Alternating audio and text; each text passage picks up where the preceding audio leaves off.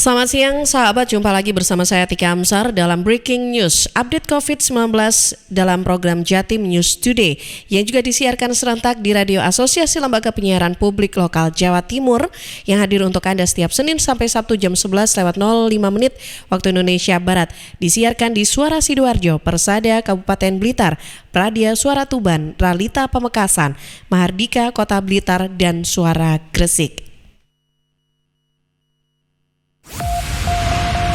Rangkuman kabar update penanganan COVID-19 untuk regional Jawa Timur segera sahabat simak dalam update COVID-19.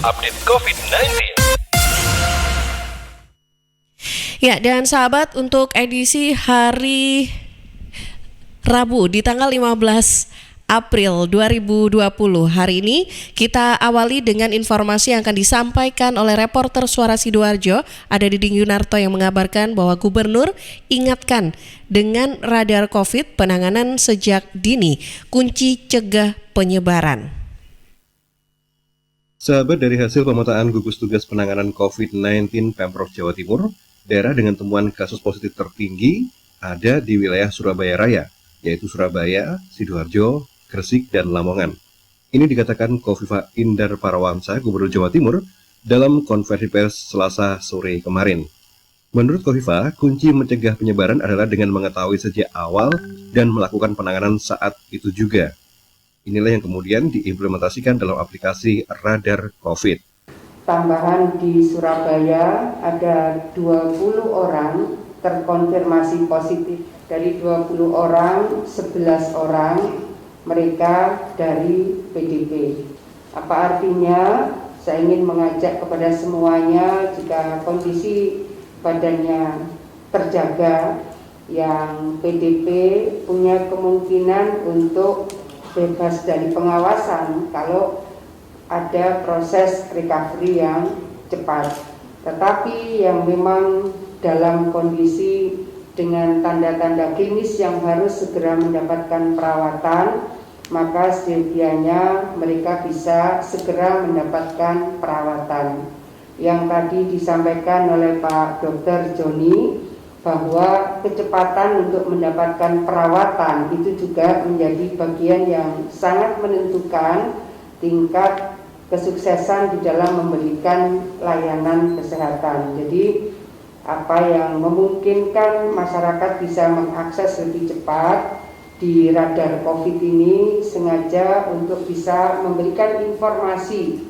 Kalau kita mengetahui atau masyarakat yang merasa sudah memiliki tanda-tanda klinis tertentu, mereka membutuhkan perawatan, mereka berada di kabupaten atau kota mana, mereka berada di kecamatan mana, rumah sakit mana yang terdekat yang mereka bisa rujuk, mereka bisa mendapatkan informasi itu dari radar COVID ini. Sampai Selasa sore kemarin dari data Pemprov, jumlah total kasus positif 474 dengan tambahan 36, PDP 1498, ODP 14.931, dan yang status sembuh 81 orang. Saya Didi Yunarto, Suara Sidoarjo. Masih dilaporkan dari Suara Sidoarjo ke reporter Billy Patopoy. Kali ini mengabarkan bahwa Polresta Sidoarjo mulai optimalkan peran Babin Kamtibmas di tingkat desa. Sahabat pendengar Jawa Timur, sementara pandemi di wilayah Kabupaten Sidoarjo terus berkembang dengan angka yang cukup tinggi, justru kesadaran masyarakat untuk menghindari kerumunan di tingkat desa saat ini semakin berkurang. Sehingga pemahaman masyarakat untuk menerapkan physical dan social distancing menjadi tantangan yang harus dihadapi saat ini. Oleh karena itu, Babin Kamtibmas harus dioptimalkan di tengah masyarakat, dalam hal ini untuk mengoptimalkan tugas dan fungsi kepolisian untuk hadir di lingkungan masyarakat dan desa untuk memberikan pemahaman. Tidak hanya melakukan pengamanan dan pengawasan keamanan serta ketertiban, akan tetapi juga ikut berperan aktif dalam kegiatan sosialisasi ke masyarakat terkait upaya pencegahan penyebaran COVID-19. Hal ini dikatakan Kombes Pol Sumarji, Kapolresta Sidoarjo, saat menyampaikan arahan kepada 349 Babin Kamtibmas se-Kabupaten Sidoarjo pada apel Selasa malam. Kapolresta juga menekankan agar para Babin Kamtibmas tidak takut untuk melaksanakan tugasnya secara tegas dan proporsional, termasuk memberikan himbauan secara profesional kepada masyarakat yang berkerumun agar segera membubarkan diri dan pulang di rumah masing-masing. Hal ini dikarenakan COVID-19 dapat menyebar kepada siapa dan di mana saja. Selain itu, Babin Kaptipmas dihadapkan dapat memaksimalkan perannya sebagai salah satu dari 3 pilar selain Babinsa dan juga perangkat desa maupun relawan di posko COVID-19 di wilayahnya masing-masing. Tujuannya untuk memberikan pemahaman kepada masyarakat agar tidak mengucilkan warga desanya yang terindikasi terpapar COVID-19. Melalui optimalisasi peran Babin Kamtipmas, diharapkan berbagai persoalan di tengah merebaknya wabah COVID-19 nanti juga dapat segera teratasi. Karenanya dalam menghadapi tugas berat ini, sinergitas harus selalu terjaga. Data saat ini di Kabupaten Sidoarjo terdapat 463 ODP, 104 PDP, dan positif COVID sejumlah 45 orang. Sementara korban meninggal positif COVID ini sejumlah 6 dan sembuhnya ada 5 orang. Untuk Selasa malam kemarin juga sudah mulai diberlakukan penertiban ke beberapa titik yang ada di dalam desa yang terdapat banyak kerumunan warga. Demikian saya Billy Watopoy melaporkan untuk Jatim News Today. Ya, dari Suara Sidoarjo kita bergeser ke Mahardika FM Kota Blitar. Ada reporter Ica Puspita yang mengabarkan bahwa efek corona musrenbang dilakukan dengan telekonferensi dengan 5 skala prioritas di 2021. Pemerintah Kota Blitar menggelar musyawarah perencanaan pembangunan musrenbang tahun 2021 Selasa 14 April 2020 di ruang Integrated System Center Dinas Komunikasi Informatika dan Statistik Diskominfotik Kota Blitar. Musrenbang berlangsung semi-online. Sebagian kepala OPD hadir di tempat, sebagian lainnya mengikuti lewat telekonferensi. Hal ini dilakukan dalam upaya pencegahan penyebaran virus corona. Santoso, PLT Wali Kota Blitar, saat dikonfirmasi usai kegiatan oleh reporter Kirana Nisa mengatakan musrenbang tetap dilakukan meski saat ini sedang menghadapi pandemi corona. Mengingat dalam kegiatan ini disampaikan tahapan-tahapan rencana pembangunan jangka menengah daerah RPJMD 2021. Santoso juga menyebutkan tema pembangunan tahun 2021 adalah masyarakat Kota Blitar semakin sejahtera, religius, cerdas, dan sehat dengan semangat rukun agawi Santoso. Terdapat 5 prioritas program kerja dan pembangunan Kota Blitar di tahun 2021 ini. Yang pertama, pengentasan kemiskinan dan peningkatan kualitas kesejahteraan sosial masyarakat. Yang kedua, peningkatan kualitas SDM melalui pendidikan, kesehatan, dan kebudayaan. Yang ketiga, peningkatan nilai tambah ekonomi untuk mendorong pertumbuhan. Yang keempat, peningkatan kualitas infrastruktur dan lingkungan hidup yang berkelanjutan dengan pertimbangan pengurangan resiko bencana. Dan yang terakhir yaitu stabilitas keamanan dan ketertiban serta reformasi birokrasi dalam pelayanan publik. Tentunya yang tidak kalah pentingnya adalah bagaimana merecovery kembali perekonomian di Kota Blitar ini, termasuk dari penganggarannya, skala prioritasnya, sehingga nanti kita berharap tahun 2021 akan bisa normal kembali. Santoso juga menyinggung pemulihan ekonomi pasca pandemi virus corona yang menjadi salah satu fokus pemerintah Kota Blitar tahun depan. Mengingat pandemi corona berpengaruh terhadap beberapa sektor, utamanya di sektor perekonomian. Ica Puspita, Mahardika FM.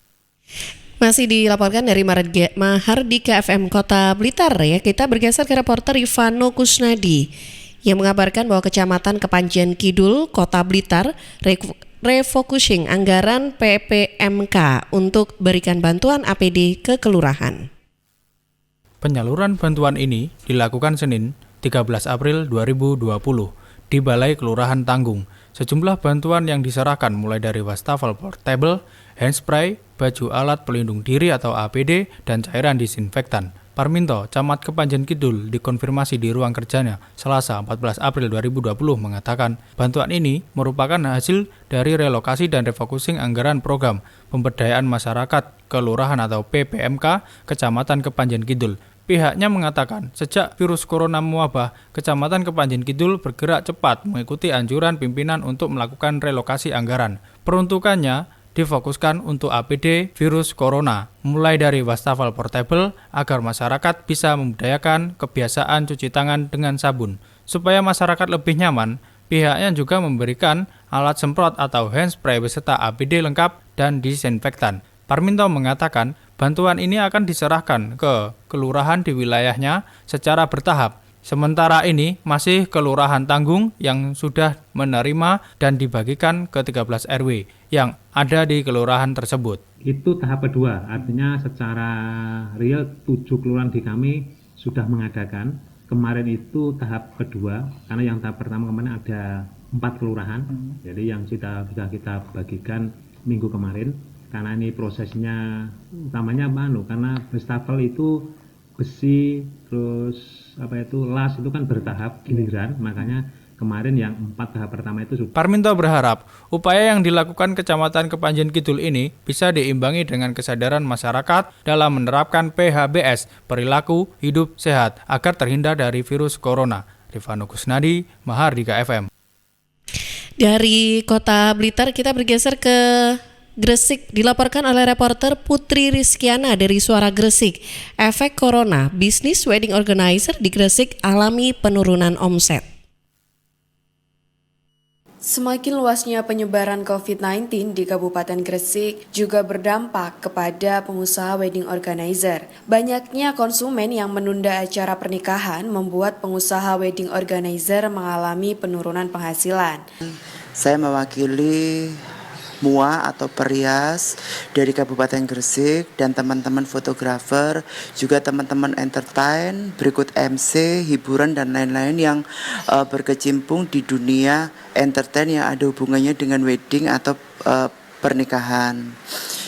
Jadi dampak corona terhadap peluang usaha kami ini, kalau bahasa saya bukan lagi mengurangi, tapi imbasnya memang sangat luar biasa.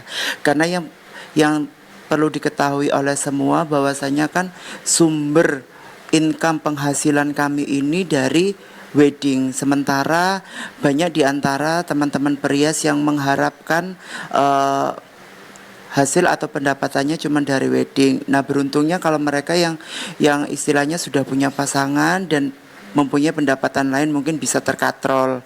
Harapan dari salah satu pengusaha wedding organizer agar semua masyarakat mendukung semua kebijakan pemerintah agar penyebaran COVID-19 tidak semakin luas. Dan semoga COVID-19 cepat berakhir sehingga semua masyarakat dapat beraktivitas seperti sedia kala. Putri Rizkiana melaporkan dari Suara Gresik. Dari Gresik kita ke Kabupaten Blitar, dilaporkan oleh reporter Risma Erina dari Persada FM Kabupaten Blitar bahwa Bupati Blitar salurkan bantuan sosial perdana untuk masyarakat terdampak COVID-19.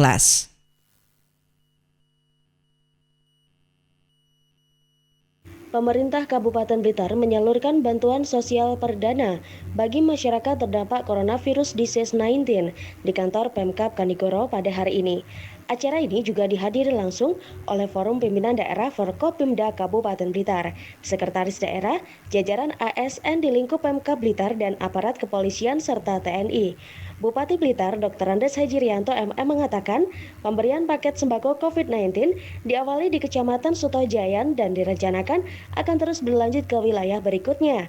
Mengenai mekanisme penyaluran bantuan hanya dikhususkan bagi yang terdampak saja dan di luar penerima program Keluarga Harapan atau PKH dan bantuan panganan tunai atau BPNT sejumlah 57.571 paket. Bupati menjelaskan bantuan yang diberikan hasil refocusing maupun realokasi anggaran dari APBD tahun 2020 dan akan disalurkan selama 3 bulan mendatang. Ia berharap pembagian paket sembako berjalan lancar dan tepat sasaran. Bupati menambahkan bantuan sosial atau paket sembako bagi masyarakat terdampak COVID-19 berisi produk dari usaha mikro, kecil, dan menengah UMKM lokal. Artinya di tengah situasi terkini, pemerintah Kabupaten Blitar tetap memperhatikan kondisi para pelaku usaha. Saya Risma Erina, LPPL Radio Persada FM Kabupaten Blitar. Masih dilaporkan dari Persada FM Kabupaten Blitar ke reporter Andri Raharjo. Anggaran dialihkan penanganan COVID-19, pembangunan ruang terbuka hijau atau RTH Kanigoro Kabupaten Blitar dihentikan. Anggaran dialihkan penanganan COVID-19, pembangunan ruang terbuka hijau atau RTH Kanigoro Kabupaten Blitar dihentikan. Pembangunan ruang terbuka hijau di Kecamatan Kanigoro Kabupaten Blitar atau tepatnya berada di bekas Pasar Kanigoro harus dihentikan. Sebab anggaran yang sudah disiapkan dialihkan untuk percepatan penanganan COVID-19. Padahal pembangunan RTH yang seharusnya terlaksana tahun lalu gagal terlaksana karena pedagang Pasar Kanigoro baru bisa direlokasi akhir tahun 2019. Kepala Dinas Lingkungan Hidup Kabupaten Blitar, Krisna Triatmanto, mengatakan anggaran yang sudah disiapkan untuk pembangunan RTH mencapai 5 miliar bersumber dari APBD 2020. Adanya perubahan penjabaran sebagai upaya percepatan penanganan COVID-19, maka anggaran yang sudah disiapkan itu dialihkan untuk penanganan COVID-19. Krishna menuturkan agar pembangunan RTH nanti bisa tetap terlaksana, pihaknya akan berupaya mencari sumber anggaran lain, dalam hal ini mengajukan ke pemerintah pusat. Krishna menambahkan, pembangunan RTH di Kanigoro merupakan bagian dari penataan ibu kota Kabupaten Blitar. Namun saat ini pembiayaan penataan ibu kota dialihkan untuk fokus pada penanganan COVID-19. Andri Raharjo, LPPL, Radio Persada FM Blitar. Dari Persada FM Kabupaten Blitar kita ke Ralita FM Pamekasan. Dilaporkan reporter Kholik Maulidi, bertambah 2 orang, Kabupaten Pamekasan menjadi 5 orang terpapar COVID-19.